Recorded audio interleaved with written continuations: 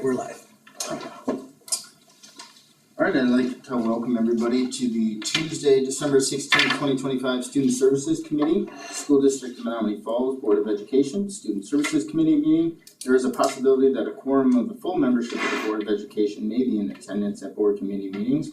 There will be no full board action taken at any board committee meeting. Only members of the committee may vote on any item on the agenda. A live broadcast will be streamed on the school district's YouTube page. To watch the recorded meeting, please visit our SDMF YouTube site. I have the time at 6:01. We are located at the Village Hall Upper Level Conference Room 334445, W156 North 8480 Pilgrim Road. Mr. Halverson, was the meeting properly posted? Yes, it was. Alright, and then I just need a approval of the minutes from our November 17th, 2025 meeting with the nutrition specialist. I'll motion to approve. I will second that. All those in favor please say aye. Aye. And I will abstain. And Ms. Wren is abstaining. Any discussion? No, that passes. Alright. Discussion items. We have invited our fabulous nurses here to give us their annual update, so I will turn it over to Mr. Halverson. All right, and with us tonight we have Nurse Pam Matterzak and also Alyssa Lukey. We're gonna be presenting the fall nurses report. That they've been preparing, and there's a lot of updates and a lot of changing, not just for what they're doing, but also for what they're planning on doing, for a lot of training and a lot of medical response work that we've been doing over the last year, so I'll hand it over to them. Awesome. Take it away. Thank you. Okay, alright, we're just gonna kind of take turns going over every slide, and if you have questions while we're going through the slides, feel free to ask us. Sure. Okay, so I'm Alyssa. I cover Ben Franklin, Shady Lane, and Valley View, and this is my 4th year in the district doing this job. And I'm Pam, and I cover Riverside, the high school, and the middle school. And I think I'm going on 9 or 10, or I've lost track of them, I'm not sure. Time flies when you're having fun. Yes. And then we have our health room assistants on here. So Abby at Ben Franklin, this is her, she'll be starting her full year next month. She started last January with us. Antoinette, she was previously in the food and nutrition a couple years ago, and then she moved into this role when it was open this summer. So this is her first year. And then I also work with Nicole at Valley View, and I think it's her 6th year. So yeah. Lisa Schnepke at Riverside, she's going on being there a year.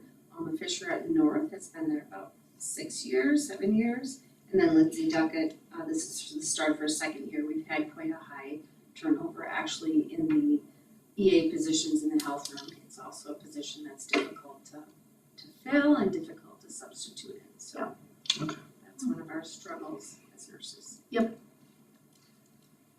you wanna go? Yeah, okay. Benefits of having a school nurse. Staff training, one of our biggest roles, really, we do a lot of training to staff, parents, the students. Training is huge.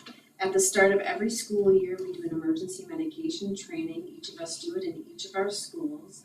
And we do a presentation which involves going over things such as EpiPens, Narcan, emergency medication for seizures, diabetic emergencies, asthma, yes, we go through all of those things, what the process is for giving them. I often go through things as well, like where all the AEDs are located and how we respond to emergencies. We tend to kind of expand on this training, I would say.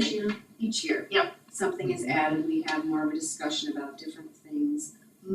Almost all of our emergency medications have switched from even like injectables and rectal medications to now nasal sprays, which is just great, like life-changing in terms of training and making it easier for people to use.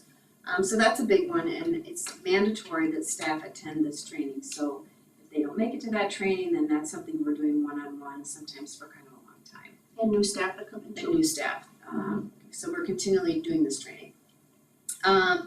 We do a lot of managing of individual healthcare plans. When we get notice that the student has a new health concern, then we generally follow up with a parent. And then we guide them through, or sometimes we actually write the healthcare plan and then have them get it signed by the physician, and approved. So we're very involved, with all the healthcare plans in our district, and we have a lot of them. You'll see that later. Yeah. Look at all of our stuff. 504s is another thing that a couple of years ago, we took over managing 504s. This used to be a student service role where we would consult on medical 504s. We now case manage them, and I have 13 of them. And I have one so far. Yeah, that's a huge responsibility. It involves, especially when we're getting new 504s, and this year I think I had 6 new ones. It involves getting the student approved for a 504, figuring out the accommodations, writing it up, and then it's an annual case management. Once they're at high school level, it also involves testing. So testing accommodations are based on your 504 and various other things. So it's kind of it's a big job. Is that something what the nurses are gonna continue to do in the future? That's part of our transition plan that we're doing, especially at the high school, because there's so many that come in there from the middle school as well. And it's just it is quite an amount It's of a heavy time. lift. It's a job that actually could be a job in itself. A lot of districts actually have a 504, case manager. That is their specialty because it just is such a consuming role. And we're open, in the past, we've consulted many times for students with we always allergies or believe in diabetes or consult, yeah. anxiety, Crohn's disease, all that stuff. It's like we always are able to be on team. It's just the case manager aspect of it is kind of not It's a lot. a role of a nurse in a lot of other districts as well. So that's one of the things, the reason why we're transitioning. They should be members of a team, they're on a 504 team, but they should not be case managers for 504. Right. So it's just like right now, what we've got our guidance counselors doing at the high school as well, they should not be case managers for 504. They should be a critical houser of material. But when you put a guidance counselor in that position, they're no longer a resource, they have to be the person that has to say no. And that's not a job of And it counselor, takes it's not you a away job from of the a other nurse. things that you should be doing. It's a job of an administrator. It puts a resource in a bad spot, So the building administrator is, eventually. that's what we're gonna move on to, okay. And generally, most buildings will be run by either, again, like Pam said, you'll have an actual dedicated person that's a 504 manager for the entire district, or it'll be done by an AP. And when I was an AP, that was one of the things that I had to do. Most of in every building I've been at, our APs were the managers of it.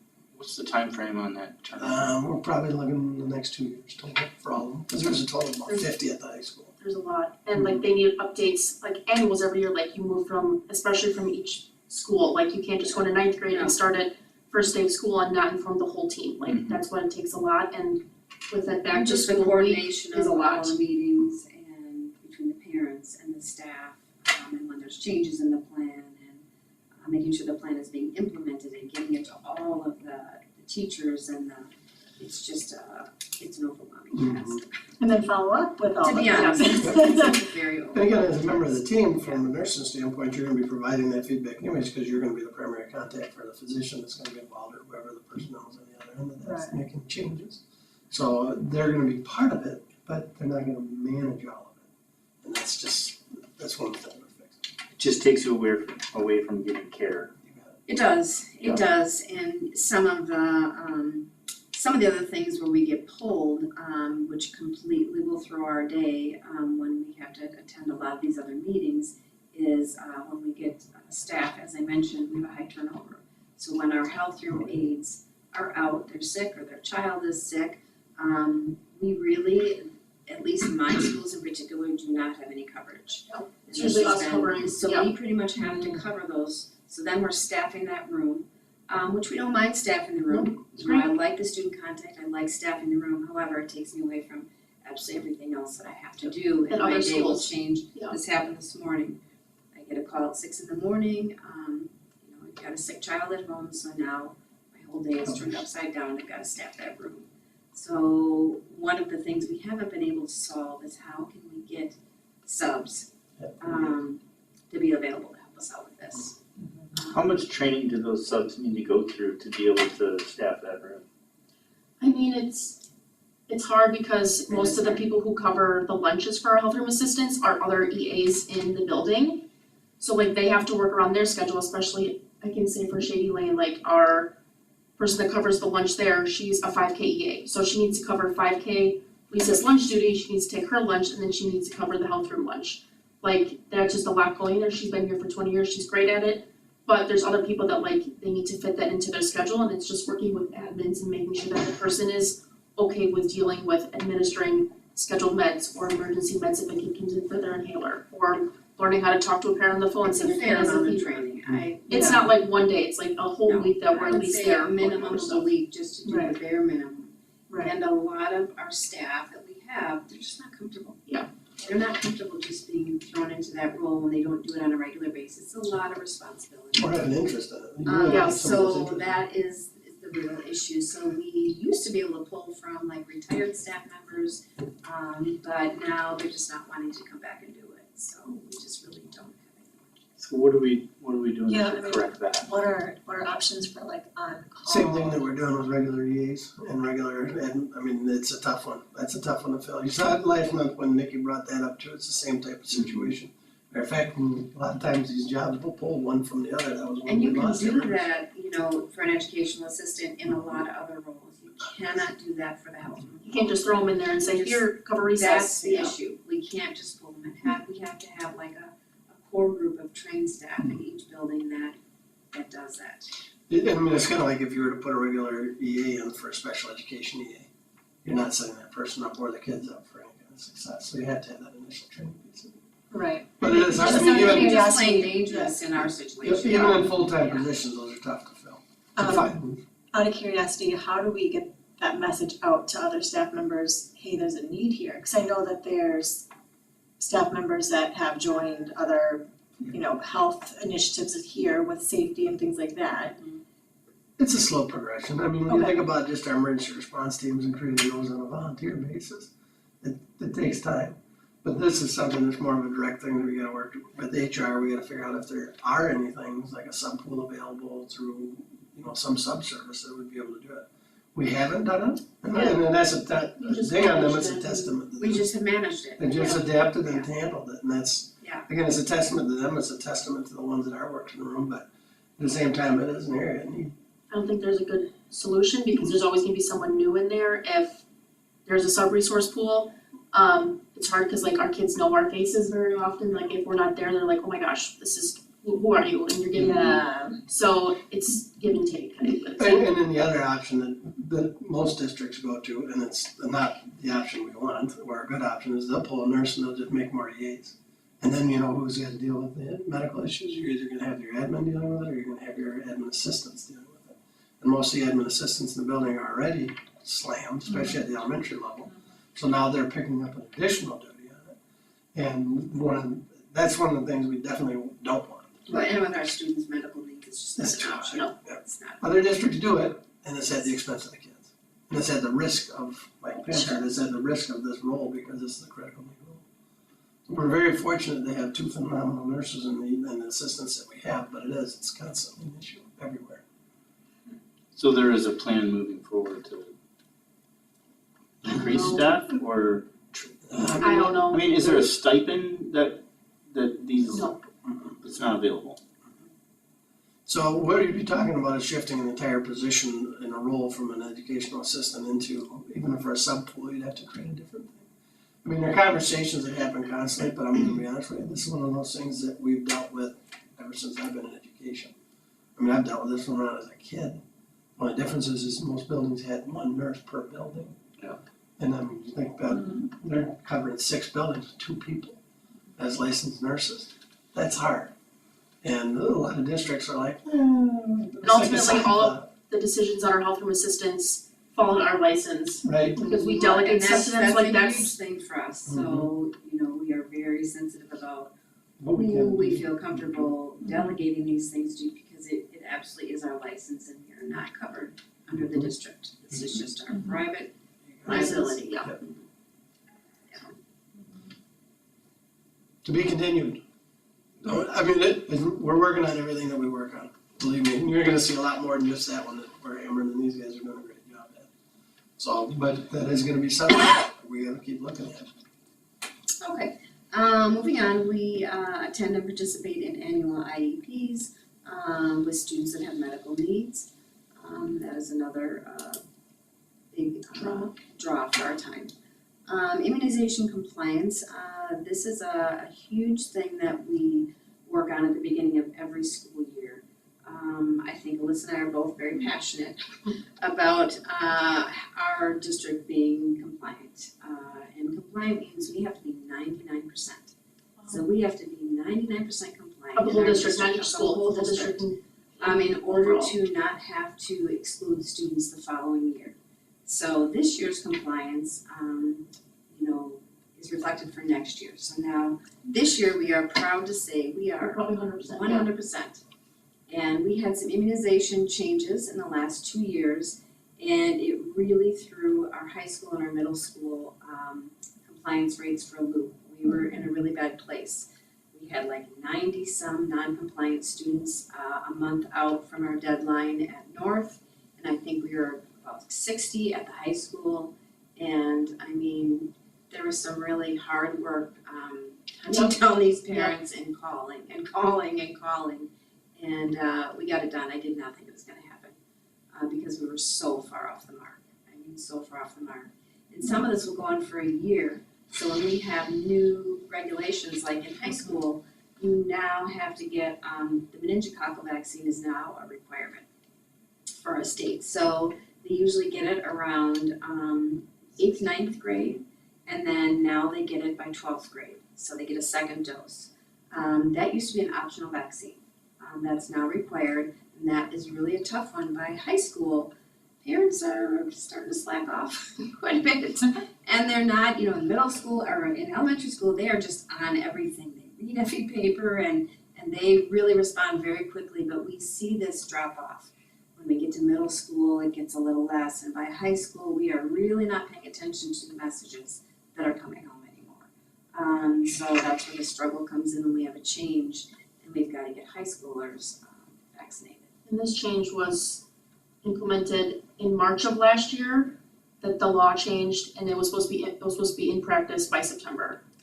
Out of all school districts in Wisconsin, which is very unheard of. It wasn't just us No. struggling, it was every school district that they made Yeah. a change, a law requirement within 5 months of the implementation, which is And so what we Crazy. did was we got a lot of communication out there Yeah. right away, letting everyone know what the new requirements were, through the entire district, and then we kept putting this communication out there, but still, we still face the same problem.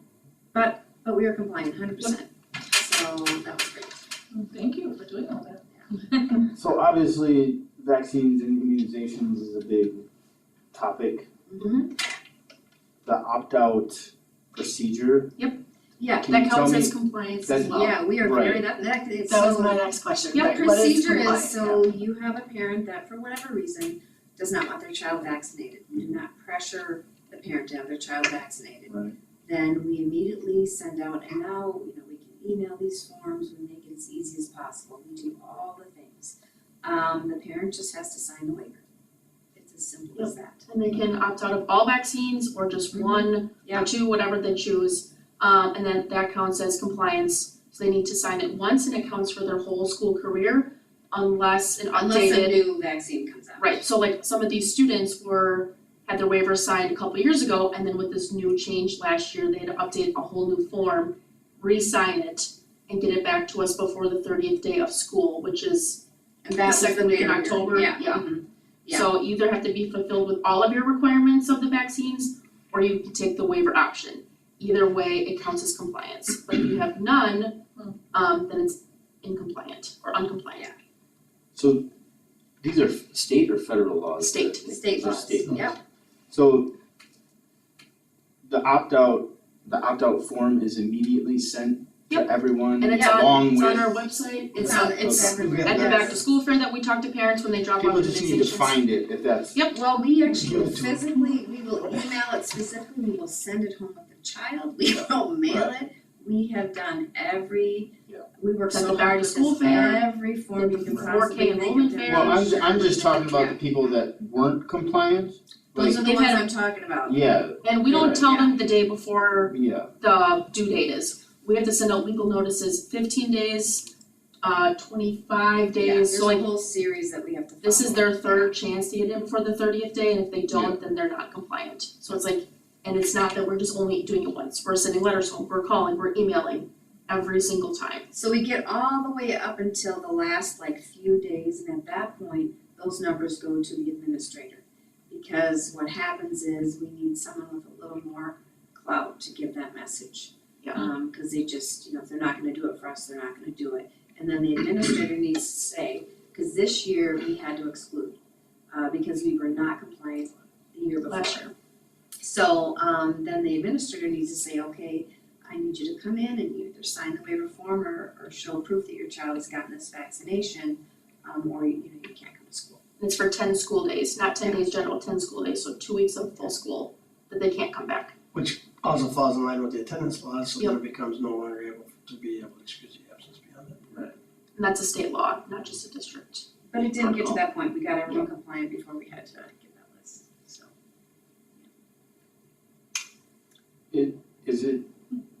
Is there an easier way is there an No. easier way to do it? I wish. Other than you guys harping on these parents No. to get their forms in. No, I mean, it would be But really we've changed, easy. I mean, we've changed our communications as well. And we've added on more. School messenger, like I've noted. So we send that out, we Yep. start that out as a matter of fact, in the spring, so this spring, we will send out communication, okay, for the students for the start of next school year, reminding of what vaccines are due and when they're due. So Comes we up that send you're that out pediatrician and then we appointment. start the school year and we begin the communication again. And we continue to do this, In the background, the tracking is already going on. Right. yeah, So remind me again, cause when you're sending out these reminders that says, here's what you're due for. Yep. Right, is that opt-out option right on that? it's right on the So they form. can say, okay, yes. We send you the need letter. all communication from me that point Send is a letter with clear. that form. Yep. Which shows which vaccine is due, and right down here, oftentimes we actually highlight it, that if you wanna waive it out. Cause you're just trying to stay in compliance. We just have to. You got it. That's So- what people That do. comes down on us too, if we're not, and Yeah. we don't want that to happen, And it so. doesn't look good for the district for us not to be compliant either. What does Right. happen? What happens if, well, We have to so send we send this report to the state, the Waukesha County yeah, first. Waukesha County, and what they do with these students that are not compliant, I don't know. Technically, I think they They can. technically take it to the DA Yeah. of the county, and they can go with charges, I don't know if it's criminal, civil, whatever it is, to the parent or to the child. Parental neglect. But that's like the end thing, I don't know if it's ever happened, we've never had to do that, but we send this report and then it's on to the county of what goes next, if they don't sign the waiver, or if they don't get their child or student immunized. So then it goes on to the county and the DA, so And then they deal with it, we don't know what happens, but we get Sure, a everything that we report know from of. all the I can tell you what local happens schools. now. Health and Yeah, Human that's what I Services think. gets it, they get it as a neglect recommendation that will go to the district attorney's office, and district attorney's office says, parents do this, and then it just becomes a communication loop again that doesn't get taken care of. So So I think the challenge is being, communication being followed through with over and over and over again, it's the repetitive nature of it. So really, when it comes down to it, you're never gonna find a district attorney that's gonna charge neglect, one, on immunizations. You're not gonna see it, they'll have the documentation of it where if it becomes an add-on to an additional case or an abuse or neglect charge, they'll have that as an additional point, but otherwise they won't, and there's never been a chip position on immunizations. And you have a booth at the back to school fairs and we both I think do that that. it's- And at the 4K enrollment night that I go to in January, I have all that same stuff too, so It's coming out in the bulletin soon. Yep. it's in the calendar. Let's keep going, you guys got, there's a lot on here. Alright, Yes, yeah, let's okay, get to the point. I mean, these are important I know questions. they are, Yeah. I'm just saying, Yeah, this stuff that they're gonna get, because there's gonna be more on here too. so that's immunization, and then Alyssa and I, became, CPR AED certified trainers for the district. So we have currently 4 classes offered for staff. February booked with them. And then I think we might be adding a 5th, in January, but, for the high school specifically, so that's where we're at with that. So what that's part of is our medical response team, and there's other parts of the slide too that are connected to Yeah. these pieces, but that is something that these guys have taken the ball with. But for the first one to get locked up within the first day was unbelievable, we haven't been able to fill a class. No, we At all. were struggling, so staff wanted to be trained and the classes were being offered often after school, evening hours, well, staff doesn't want to come in the evening after a school day. So what we're doing now is they do an online portion the week before the class. And then, once that's completed, they come in two morning times, usually 2 in a row. and then that's where we do all the hands-on. For school. And it's So best if 7 we a.m. have to 8:15. two trainers, because then we can divide up between, we can have up to 12 pupils that we're going through the class, and then it's all about practice, and getting comfortable with it, and then they can get certified and go to work. And you guys have February, March, and I think John and we have May. or Yep. April. Yeah. And like I said, I think we are gonna need to add a January. Well, good on the staff for volunteering to get certified. That's awesome. It is really neat. I mean, it's been, we've got 2 trainings coming up right now that we're, again, I don't wanna. And this is connected to, a different thing, this is connected to our medical emergency response. Which you can units see too, coming up. so, which we'll see, So another general summary of services we do, health information education. So we coordinate with systems and managing health information and then maintaining accurate records. So every time a student comes to the health room, for a complaint, we write it down, enter in the computer. Every time a child gets a medication, anytime we're contacting parents, it all gets implemented that way. We provide health education for students, families, and staff to promote healthy lifestyles and decrease disease transmission, especially during the sickness time. It's a lot of going over hand washing and staying home when you're sick and stuff like that. Providing communicable disease control and promoting compliance with WER and the Wisconsin Immunization Registry. We develop and implement healthcare plans like we talked about, asthma, diabetes, seizure, food and allergy, WASP, and other general plans that we go over. We also do a bunch of screening and preventative services, especially at the elementary level, with vision screening for our 4K and 5K students especially, and then as needed hearing screening if needed. And that's a huge project that we do every year, Yep. vision screening. And this is another aspect that they also do. We coordinate the vision screening with the Menominee Falls High School Healthcare Academy students. So we go and we train them during their Phoenix time, twice in Yep. September and October, and then they come to Ben Franklin and Shady Lane and help us with this. So it's a lot of coordinating with their schedules and managing high schoolers and their attitudes. Well, usually about 5 days, we end up being Yeah. 4 or 5 days of the vision screening with the students. Yep. Yeah. So you'll see the numbers later. And then medication administration is a huge daily part that we do, all grade levels, as needed meds, pain medication, inhalers, and then scheduled medications, specifically for diabetes, insulin, and ADHD or ADD meds as well. Okay, this is again our daily operations. Medications are a huge portion of, you'd be surprised how many medications that we administer in the district. There's a lot of students in every single building that are on scheduled medications. We have a ton of as needed medications. In the high school and the middle school, starting last year, we implemented stock Tylenol, ibuprofen, and the parents, at registration, they sign or they kind of check a box that says, yes, you may administer these things to my student. It's only administered on a recommended dose. And then it's not like an everyday thing. So if we have students coming in every day saying they have a headache, maybe they'll come in a few times, and then after that, we do a call home to the parent. Say, okay, Johnny seems to be regularly needing this ibuprofen, we're gonna need you to fill out a separate form. And because the idea of the stock medication is to keep students in school, but not to have it become, a habitual thing that we're giving all the time. So we track that as well. But that's been fantastic. Having that has really made a huge difference at the high school and middle school level. We give a lot of it out and we keep these kids in school. So that's great. You don't administer those to elementary? No, since There's a weight issue. weight-based Yeah. off there, so we have to weigh a child Yeah, every that's time and it's just just too, iffy. So, And some kids can't swallow pills and then you have to get chewables or liquid, it's just too much. Procedures, a lot of diabetic care. We'll go through the numbers of our diabetic students. We have quite a few diabetic students in our district.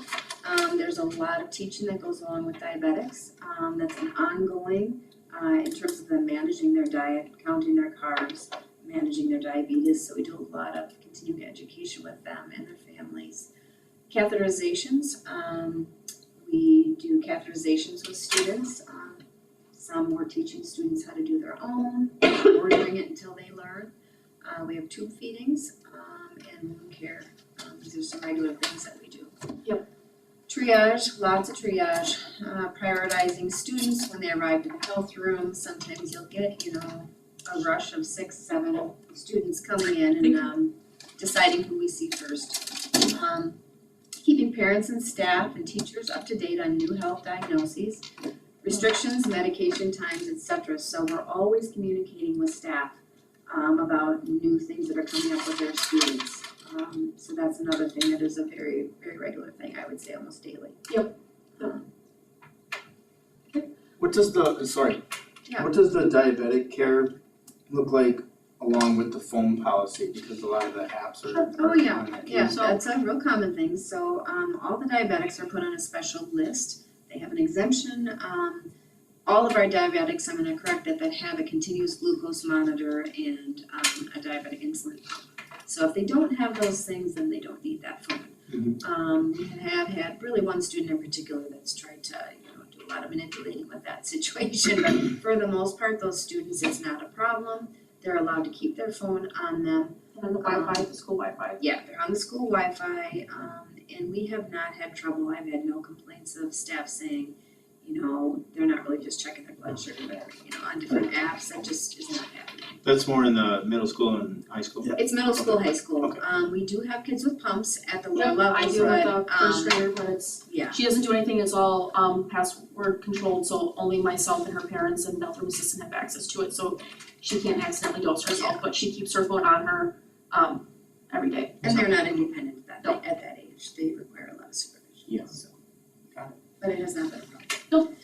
Um, Other stuff that we do is Pam specifically goes on the North Middle School Washington DC trip, she just went this past fall. And then she also assists with the high school band and choir trips, getting all the medications ready, all the parent meetings that she goes to.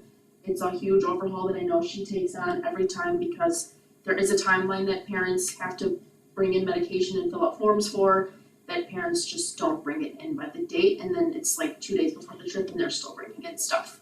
So I know Pam does that a lot, and it's a big underhaul to make sure that all the chaperones, the parents, students get what they need while they're on this trip and having fun.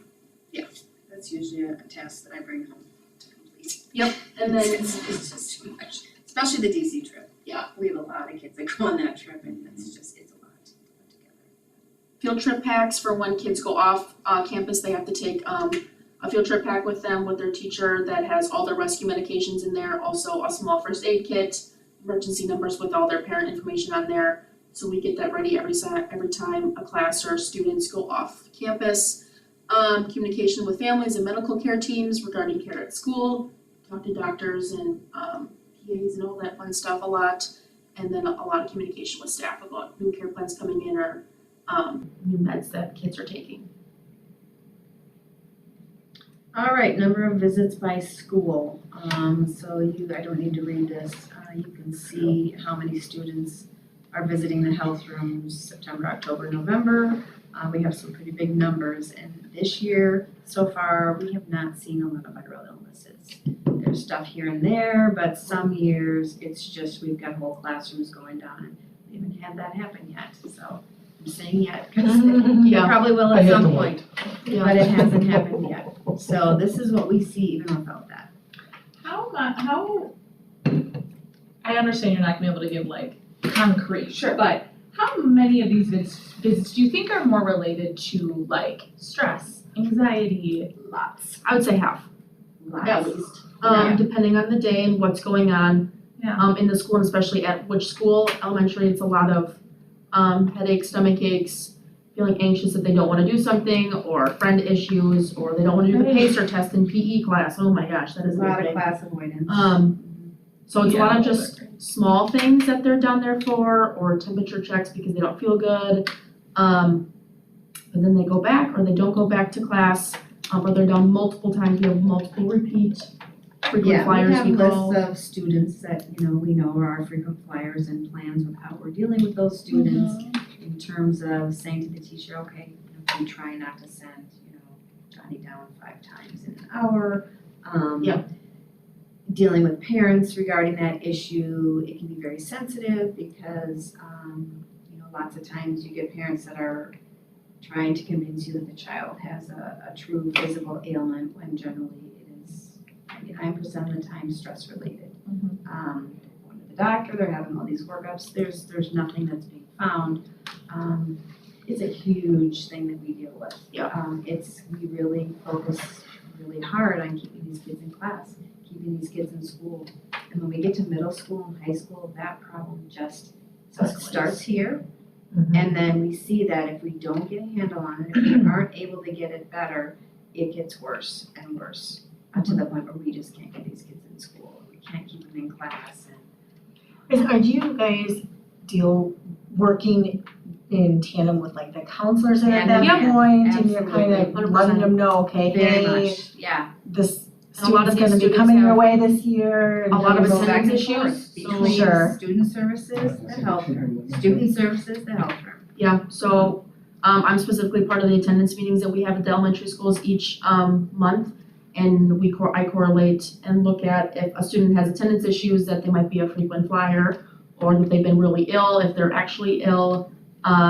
They're out so many days, so like I attend those meetings and count them as medical or ill or all that stuff. So when we see a trend in a frequent flyer, it's usually with attendance issues as well, even at the elementary level.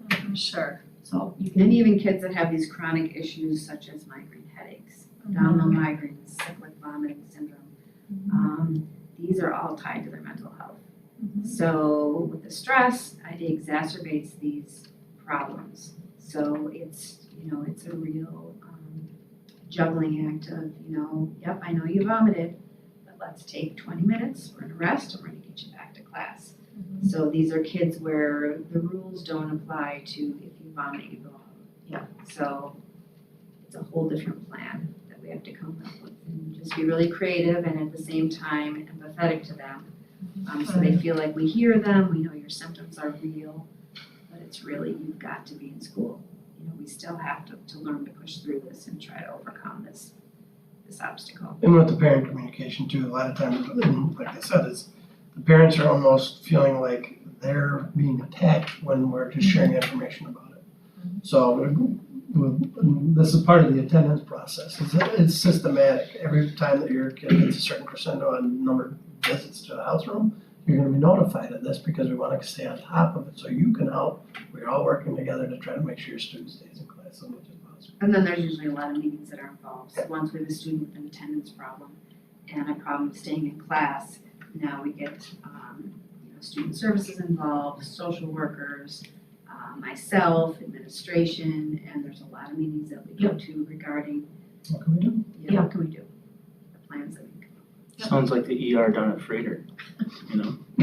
triage, Gosh. it's Triage. 95% of our day is triage. Yeah. I don't know how much detail. And then, you yeah, wanna I go guess into. we have, if you guys wanna look at, those are all our healthcare plans, so The types of students that we have.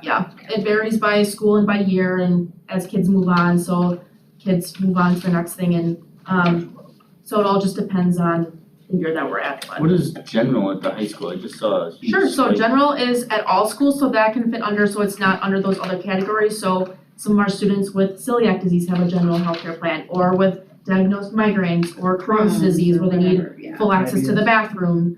Celiac doesn't fall under food. We It's- don't have, no. It's not a no, food allergy, it's not an allergy, yeah. it's I can't even say, immune response.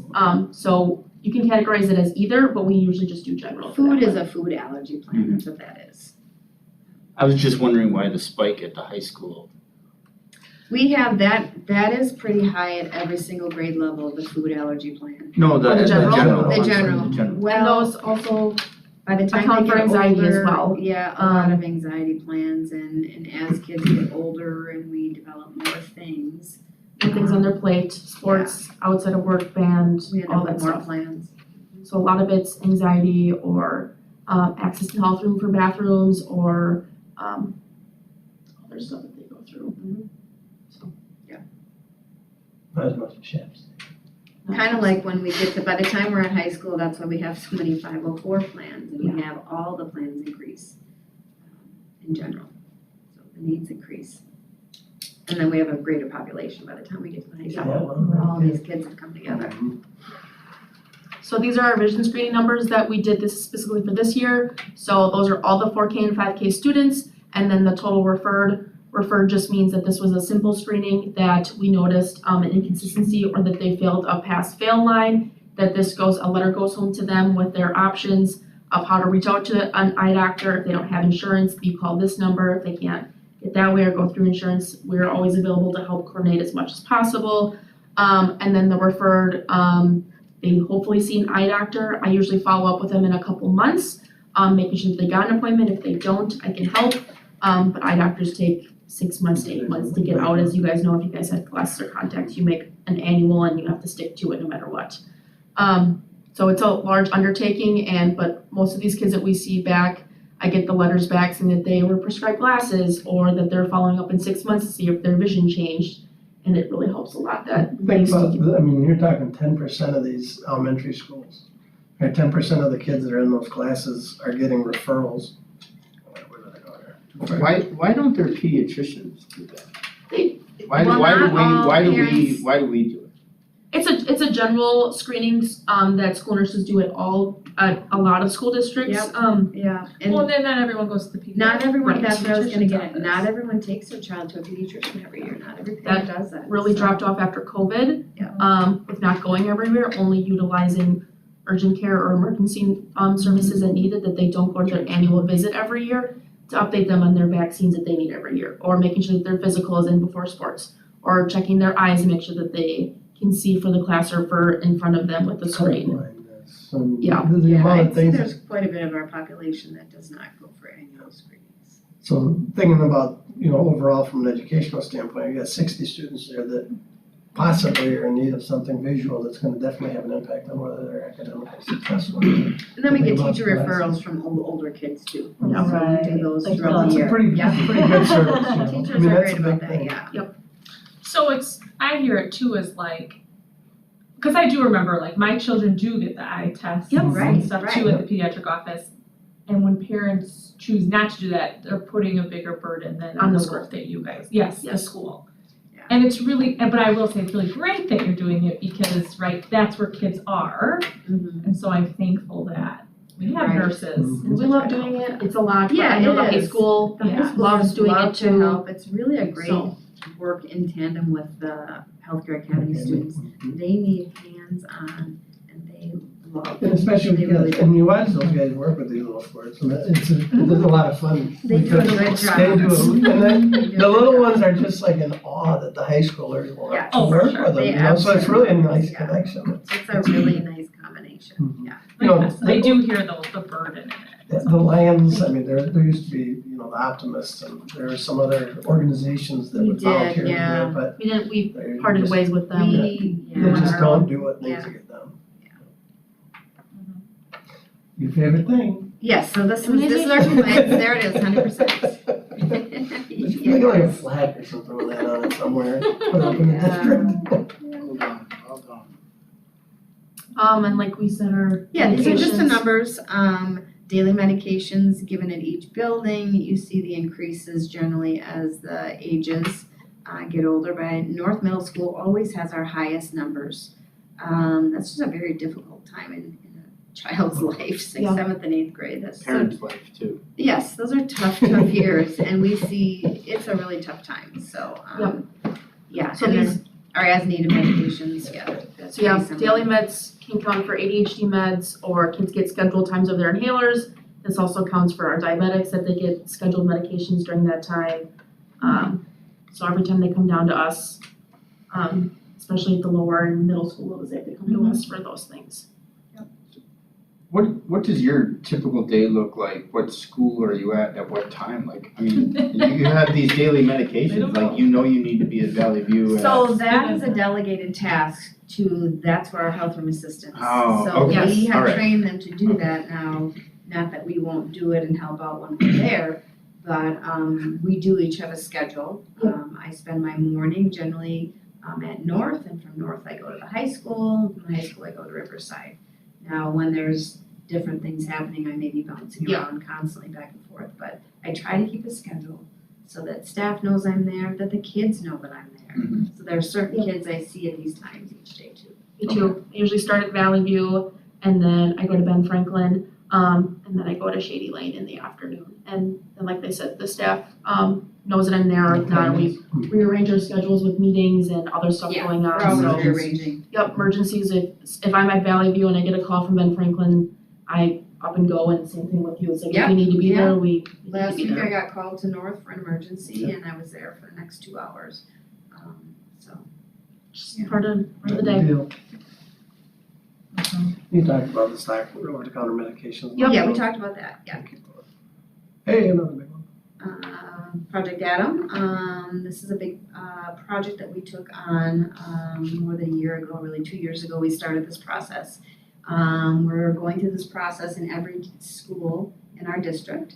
And the idea is that we have medical emergency response teams, and those teams are trained to respond to a medical emergency. And so we delegate roles on those teams, so one person is, getting the AED, the other person is helping with CPR. One's getting Somebody the else, ambulance at the front. calls the ambulance, somebody Documentation. waits for you. So everybody has a role. We go through. Someone calls us if we're not there. Yes, yeah, we always have to be called, that's part of it. Sure. And then we go through kind of a mock practice, of yearly there's oftentimes new people on our team, maybe each year, or a couple new people. And then we go through how we're gonna respond, whose role is again. And then we have an actual drill with the EMS, and they come and we do it during a busy school day and like in the cafeteria or in a busy hallway, so it's more realistic. And then, as nurses, our job is to stand back when this drill happens and we watch it unfold, and then we debrief and talk about what could be done better and how we did, and it's on them, they put a mannequin there and everything, and they put the pads on, we do the whole thing. They schedule the evaluators to be Yeah. present for with fire department and children's that have them for observers and also for feedback at the end of the fracture action, of course. Yeah, How many people have to be on a medical response team? that's a good question, there isn't a number. Oh. So more is better because sometimes some of the staff isn't gonna be there. So always the Even classroom administrators are on that team. students. The health room administrative assistant, health room EA is on that team. The School high school, resource the officer. athletic director, the school resource officer, the secretaries are the ones that make the phone calls. So, I'd say really a minimum of like 7.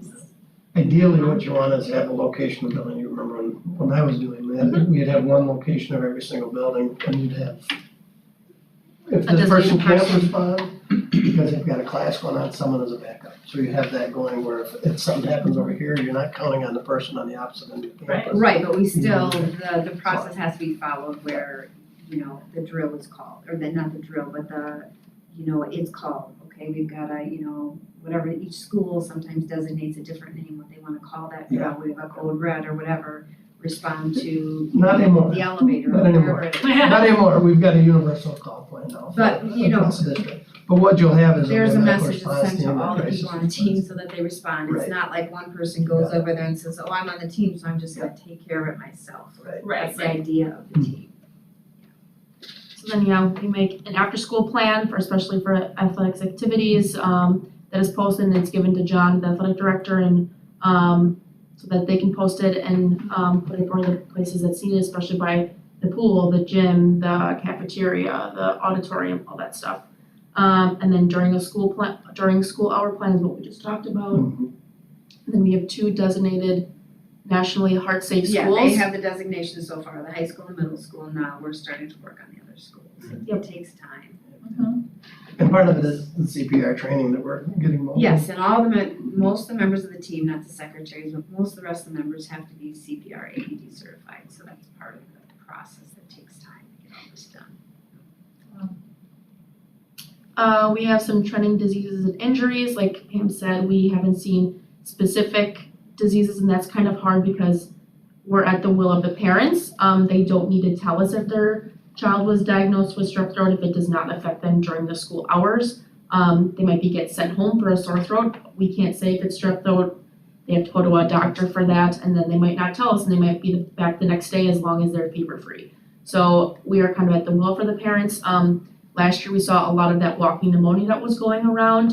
This year, we haven't seen any of that. It's No. just flu A, flu B, mostly if parents tell us that, so sometimes we don't know. We do have to know if it's a communicable disease reported by state, that Waukesha County contacts us and we haven't had any of that, so last year was pertussis or whooping cough, that we had a couple. We did have some chicken pox this year. Was that confirmed? Okay, so 2 chickenpox cases this year. Yeah.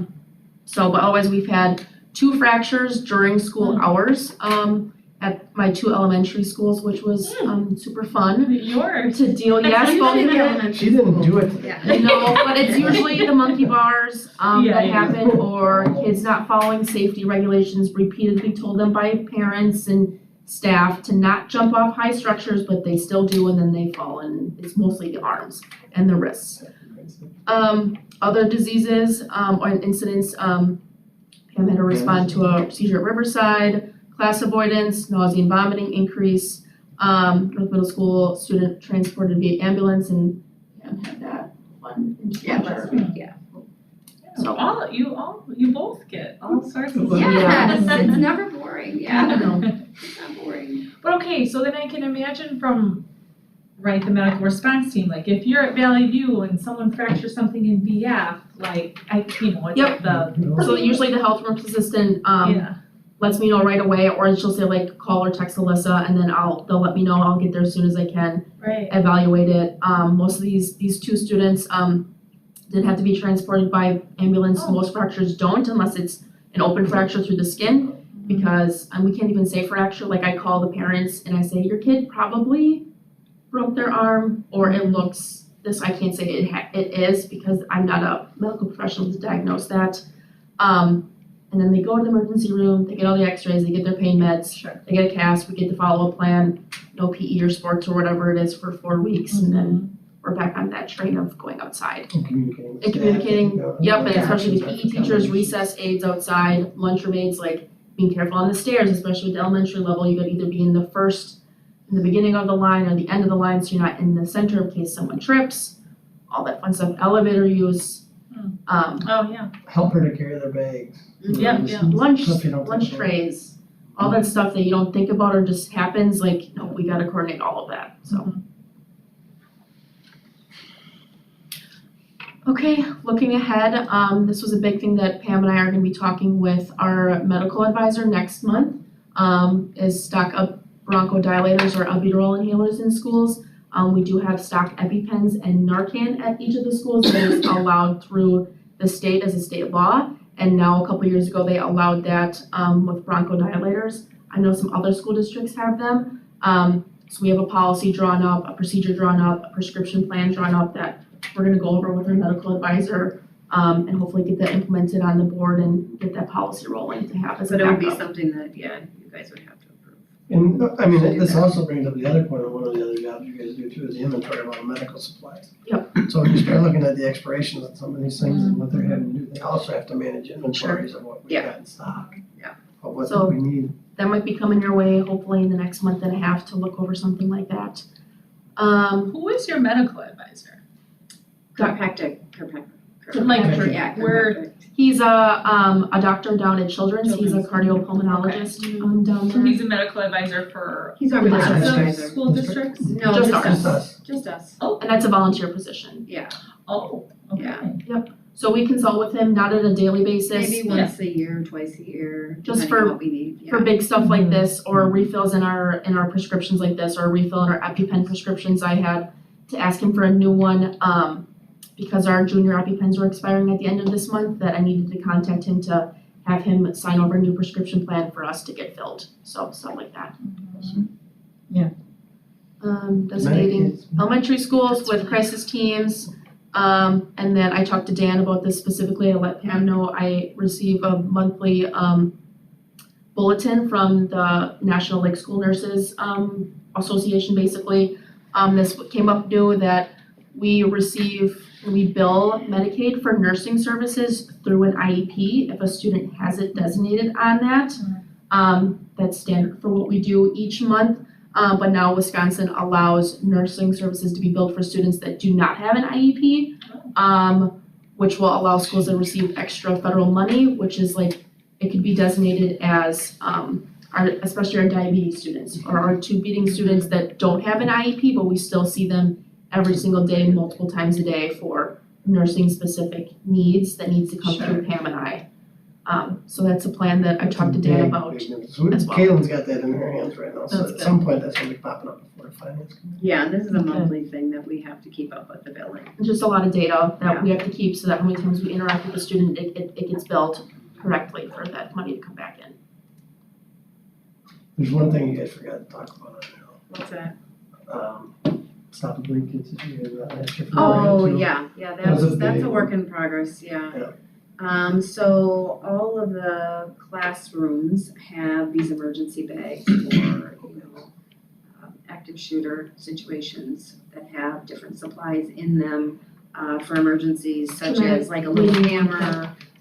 We just added, some Stop the Bleed kits that Dan had gotten a grant and a number of kits. No, you guys got. Three, we I have three. got half of it. I got one grant, but- But you guys did that too. Yeah. Later, right? Raider gave us a Yeah. grant that we purchased. And it was like Some stuff. 96, we were able to buy 96, Stop the Bleed kits, so we divided them between North and the high school right now and put them in, those classroom bags. We're looking at doing that for We- in-service during. Yeah, we need to train all Yeah. the staff how to use these, so. You so guys that's- also, you didn't also bring up that you trained everybody on compression only CPR during in-service too. Oh. Yeah. So all of our staff in the entire district received that. I got that So- training, cause I was there. So again, it's all about that preparedness and these guys are. I just So- noticing staying alive. Yeah, that's it. Yeah. Yeah, that's all you need to know. I have some questions about related, unrelated, but like, so I didn't realize there's state law that, or through the state or whatever, that you can have Narcan in schools. Yep. And so that made me think about when I was teaching, that we did have, it was more public health nurses come in, but teach students how to administer Narcan, which then made my brain think about vaping. Mhm. Why, I don't, like, just follow me along Well, this that's a journey. huge topic, yeah. Yeah, and so is there, I don't know if it's a responsibility, or is there any education around like, right, Stop the use of vaping, vaping, yeah. or, like, That's a good question. I actually met with the Phi-Ed health teachers at the beginning of the school year. There's some new teachers at the high school. And they actually were kind of picking my brain about different topics that, they thought we should discuss. And that was one of the things that we brought up, which is such a huge topic, is vaping. In terms of our recreational drug use and stuff that kids are doing now, vaping is such a big one. So that is something they're introducing into the education now. Yeah. It's also tied to the AODA committee for the school district, which is primarily at the middle and high school level. And So all a they lot took- of that work, like with our old boxes. We have we have those boxes at the high school, so that's just What right out in boxes? it's an oak box. And the, It's through that's a grant through the county. and they keep it, That's responsible. loaded with, Free Narcan non-expired that anybody can take. Narcan. Anyone can take it. And There's the no alarm that directions goes are, off, it just, you can take there it would be whenever. very minimal training that'd be needed. It's so simple. Yeah. It's literally, it's a very simple process, and it's on a picture, and it's totally spelled out how to use Yeah. this. So it's right there for kids to take. When we first implemented that last year, one of the reasons we did that is because a lot of people are just thinking that and we had this conversation Yeah, here last year remember. too, is that so many of the overdoses pictures in people's mind are because of, just heroin addicts walking around the streets just shooting up and overdosing. But majority of overdoses actually come from overdosing on Accidental. medication, accidental overdose. Yeah. So Right. one of the reasons why we're so big on getting that across was it could be grandma overtaking her opioid pain medication. Or students that have parents that have a drug They problem, don't and put it- they They don't wanna take them home they with wanna them take or- it. For their Yes. older sibling that goes to college, they don't Yeah. have it at college, I've had a couple parents ask me for that, I'm like, yeah, go take it, like, Yeah. we get these through the county free, and it's through that, reimbursement that the federal government to the pharmaceutical industry, that every county basically in America gets this free until like 2045. And we're That they get all fortunate this stuff. because the county worker that does that is actually from Menominee Yeah. Falls. So she'll stop by and she'll check all the boxes whenever she gets a chance here. There's one at the rec department, and I know they're gonna add another one in the new addition that I've talked to Jason about too, so. One of the things with the vaping, and kind of back to the ODA thing, which is, I'm going down a different path here, but Sorry. no, that's okay, no, it's related because it's Yeah. tied into the medical stuff that we're doing. The high schoolers go to the elementary schools and work with them in that same format where it's that big kid, little kid, they're looking up to them mindset, and they really do a great job working with the kids. The tulips, when you see the Go Red, we do that in the fall, and we have the events at the high school for athletics. There's another one coming up for the relatable to that. But there's a lot of different things that they're doing. It's just a matter of, can we beat the competition that's out there pushing into them?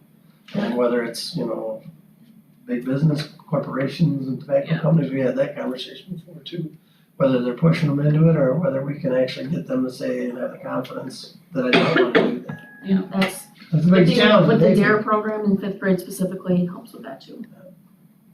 So, good question. Well, thanks, you guys. Yeah, Yeah.